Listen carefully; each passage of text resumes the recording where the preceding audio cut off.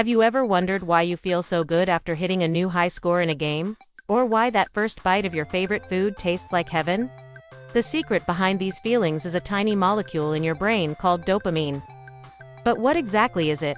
And what happens when things get out of balance? Let's dive in. Dopamine is often called the feel-good neurotransmitter, but that's a bit of an oversimplification. It's more like a motivation molecule. It's a chemical messenger that your brain releases when it expects a reward. This release makes you want to repeat the behavior that led to the reward. Think about it. When you get a notification on your phone, that little burst of dopamine makes you want to check it.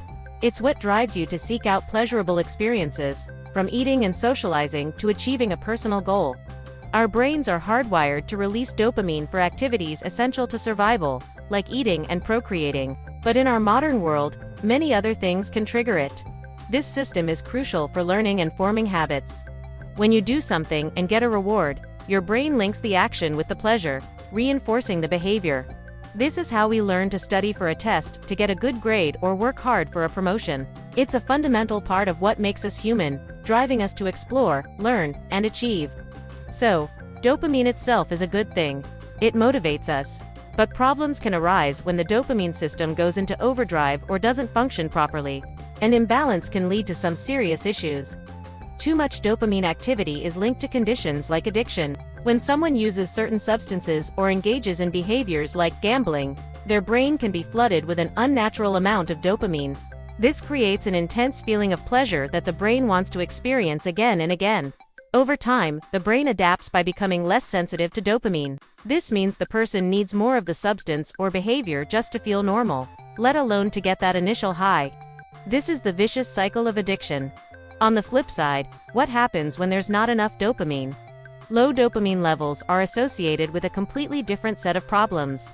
You might feel a lack of motivation, fatigue, and a general sense of apathy or flatness. You might lose interest in things you once enjoyed. This is often seen in conditions like depression. Parkinson's disease is another classic example. In Parkinson's, the brain cells that produce dopamine start to die off, leading to the motor symptoms we associate with the disease, like tremors, stiffness, and difficulty with movement. So how can we maintain a healthy dopamine balance? It's not about trying to hack your dopamine levels with quick fixes. It's about building a lifestyle that naturally supports your brain's reward system. Regular exercise is fantastic for this. It's been shown to boost dopamine levels and even increase the number of dopamine receptors in the brain. Getting enough sleep is also critical. Sleep deprivation can significantly reduce dopamine receptor availability, making you feel sluggish and unmotivated. A balanced diet rich in tyrosine, an amino acid that's a building block for dopamine, can also help. Foods like almonds, bananas, avocados, and chicken are great sources. And don't forget the power of mindfulness and meditation. These practices can help regulate your dopamine system, making you less reactive to an endless stream of triggers and more in control of your focus and motivation. It's about finding pleasure in simple, healthy activities rather than constantly chasing the next big high. Understanding dopamine is understanding a key part of what makes you, you.